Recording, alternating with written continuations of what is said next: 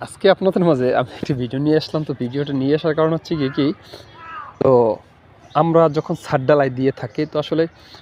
ছাদ ঢালাই দেওয়ার পরের দিনই কিন্তু আপনার হচ্ছে গিয়ে সেই সাইডের কাঠগুলি খুলে তারপর হচ্ছে গিয়ে আপনার যেই কিউরিংয়ের জন্য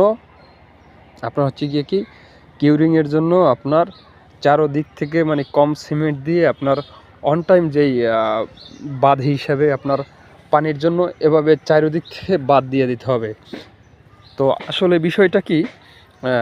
কিউরিংয়ের ব্যাপারটা মেইন হচ্ছে গিয়ে একটা কনস্ট্রাকশনের প্রধান খাবার যেমন পানি, তো সেই সাথে আপনার পানিটা কিন্তু কিউরিংটা কিন্তু শতভাগ সুন্দরভাবে করতে হবে। তো আসলে আমরা কিন্তু চারিদিক থেকে বাদ দেওয়ার পর হচ্ছে কি আমরা যেই আপনার হচ্ছে গিয়ে কি